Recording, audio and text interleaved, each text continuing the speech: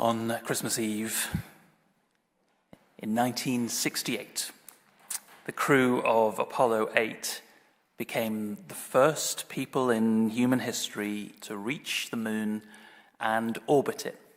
Amazing achievement. And as a result, they were the first people to ever see the Earth rise over the horizon of the moon. It was a breathtaking sight.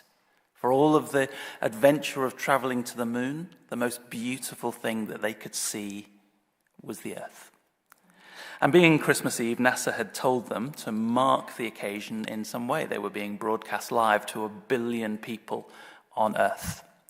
And obviously they were feeling the pressure of that, and someone had this idea to read these words. In the beginning, God created the heavens and the earth was without form and void, and darkness was upon the face of the deep. And the Spirit of God moved upon the face of the waters. And God said, "Let there be light." And there was light. Amazing moment. They were really struck that from space, the Earth looks like this incredible, precious, beautiful oasis of life in the vast emptiness of space. But of course, that stood in contrast to the reality. 1968 was the middle of the Vietnam War. The Cold War was at its height. And just as so often throughout human history, the experience of life on Earth was one of conflict and division and conquest and exploitation, and of man's inhumanity to man and failure to care for the good Earth. We have to hold together these two things. One, how astonishing creation is, this world is, how astonishing it is to be human, but also this kind of reality of how difficult life can be. And we have to ask the question, where did it go wrong? The book of Genesis addresses some of the greatest questions. Why are we here? Where did we come from? Why are we the way that we are? And I feel like this ancient text still has profound things to say to our world, and no more perhaps than this passage, which is so familiar. Is this one of the most famous passages in the Bible of all? We're kind of haunted by the images that it presents us with. And it's so important. Don't allow your familiarity with it to allow you to miss what it has to say, because it essentially lays the foundation for the whole biblical narrative. So there was Genesis chapter 1, creation of heavens and the earth. In chapter 2 last week, we looked at the creation of human beings, and God creates people perfectly in his image. And he makes them rulers over the whole earth to care for it and protect it. But these rulers live not in a palace, but in a garden. And everything is sort of in perfect balance. Their relationship with one another and with creation, and their relationship with God too. There's this beautiful picture of God walking with them in the cool of the day and speaking with them as you would with a friend. This wonderful picture of creation as it was intended, in balance. There is, however, one thing that God has kept from them, and it's represented by this tree of the knowledge of good and evil. So it's a fascinating picture that these two, they would have been remarkable human beings, untouched by frailty or age, and yet they are innocent. That everything they know is good. The only things they experience are good. And God would have loved to keep it that way. Just as we would love to shelter our children and protect them from the kind of darkness of the world. He would have done that for these two people. But to be made in the image of God is to be made free. And temptation is the price of freedom. To be free is to be able to choose, to be able to walk away. And these two people, Adam and Eve, were inevitably tempted. It came as part of who they were. Just as Jesus was tempted, just as we are tempted, so they are tempted. And the temptation is to pride. And so this strange shadowy figure, this serpent figure, tempts them in a very particular way. And it plays into their pride and their self-importance. There are three areas, I think, where they are tempted. The first is they are tempted to think that they know better than God. So when the serpent asks a simple question, did God really say? Instead of trusting in what their good Heavenly Father had told them, they pay more attention to the lies of the serpent. And they ask this question. They say, does God really have our best interests at heart? Why is he withholding things from us? So they think they know better than God. Secondly, they want more than they have. And tragically, of course, because they have so much. And yet this one thing that they don't have, verse 6, the fruit of the tree was good for food and pleasing to the eye and desirable for gaining wisdom. And the one thing they don't have is the very thing that they have, that they want. They're asking that question, why would God not give us this thing that we want? They want more than they have. And then thirdly, and I think probably most poignantly and importantly of all, they want to be in control.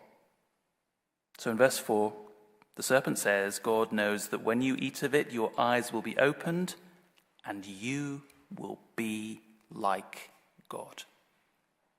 I'm not fully clear that they understood the implications of what they were doing, but I think this goes to the heart of the temptation. That to say you will be like God is to throw off all authority, and in doing so to reject God and his rule. Their pride leads them to this place. And so they take the fruit and they eat. And what happens next? Well, if this was a Hollywood movie, I think there would be a crash of thunder, the skies would darken, and lightning would flash across the sky. But that's not what happens at all. There is simply a slow dawning of knowledge. Verse 7, their eyes were opened. They become self-conscious in a way that they never had been before.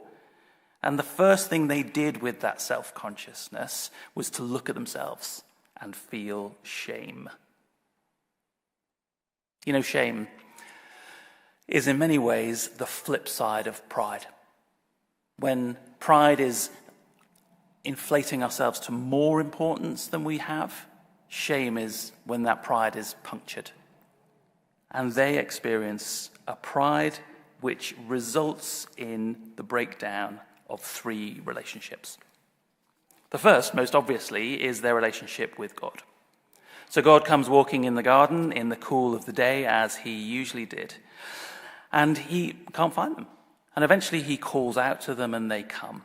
And the man says this, I heard you in the garden, and I was afraid because I was naked, and so I hid.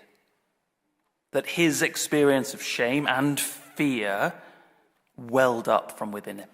You see, it didn't come from God. God had done nothing different. God just walked with them in the garden as he had always done. But because something had changed in the man, his shame welled up and it alienated from God. And instead of asking for forgiveness, did you see? Amazing, actually. Adam kind of lashes out at God. When God says, what have you done? And Adam says, the woman that you put here with me gave me the fruit. He is alienated from God. His shame leads to a pain which distances from God, and that's a pain which I think defines our human experience. You know, we have lost the most important relationship of all. As St. Augustine puts it, there is within each of us this God-shaped hole. So their relationship with God breaks down. Secondly, their relationship with one another starts to break down. So that self-consciousness becomes self-centeredness. They just start blaming one another. And that shame and the guilt and the conflict do immeasurable damage to their relationship and kind of mark human relationships in one way or another down throughout history. Their relationship with God breaks down, their relationship with one another starts to break down, and then very interestingly, their relationship with creation breaks down. Remember, we talked about how everything was in balance, and then that just all goes out of kilter. So in verse 23, they are exiled from the garden, and their experience of life changes. So the work which up till then had been a kind of joy becomes a toil. They experience labor and frustration. So work when they plant crops, instead of just being abundant, like thorns and thistles grow. And it's a kind of metaphor for so much of our experience of the frustration of life and of work. And there was that whole discussion about whether they would die or not when they ate this fruit. And of course they don't, or don't die straight away. And yet what happens is that death starts to come into play. Death is at work in the world. Decay is at work. And so, as Paul puts it in Romans, creation is in bondage to decay. And they would have noticed changes in themselves. They would have seen the first kind of grey hair, the first wrinkle, and eventually they would have grown old and they would die. But it's not just them, it's creation itself, which is changed by this action. And so this, in the Bible narrative, is the turning point. This is, if you ask the question, where did it all go wrong? This is it. This is the moment. It's a sort of defining story in our human experience. And all of us kind of share this experience of being alienated from God, far from home, in conflict with others and with ourselves, and disconnected from creation. And that decay is at work in all of us. We call this the fall. It's a hugely important and foundational Bible story. And it's not just a story in history, I think it's something which is echoed in all of our lives. It's sort of enacted in one way or another in all of us. So when we struggle to trust that God has our best interests at heart, we're echoing this. When we find ourselves wanting things that God has said aren't good for us, we're echoing this. When we can't submit to his just and gentle rule, and when we make it all about ourselves, once again.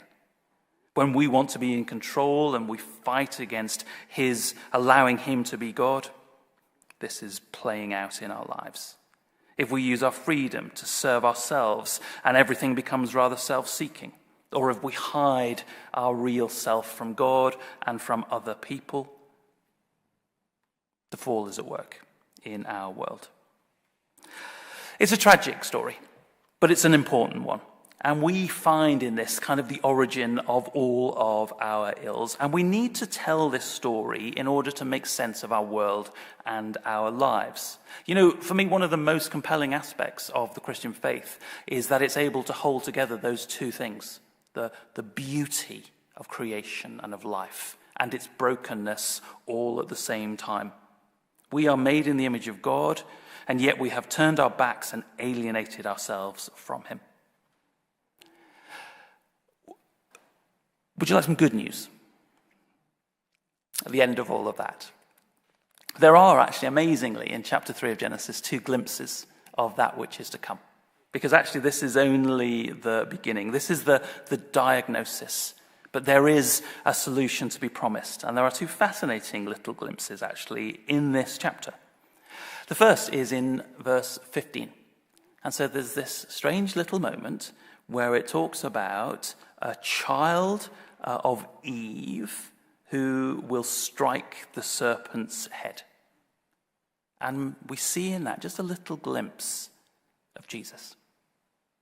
And then there's another moment, perhaps even stranger, in verse 23, where as they're leaving the garden, God provides for them coverings, clothes made from the skin of an animal. And that may just be a pointer to another covering for sin through sacrifice that will be the beginning of the redemption of all things.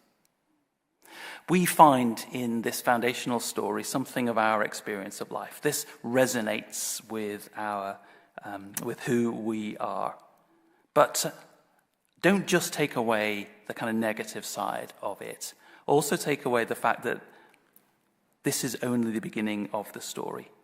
And we can trust in God and his purposes for our lives. We can trust that he knows best. We can resist those failings of pride and self-centeredness. And in humility, we can answer when he calls. And he will welcome us. And we no longer need to hide ourselves from him. And we can trust that he will work his purposes out, that forgiveness is actually possible, and that he can redeem our lives and bring us home.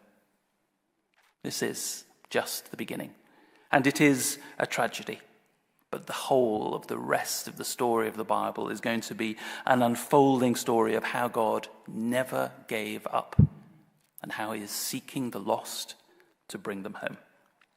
Amen.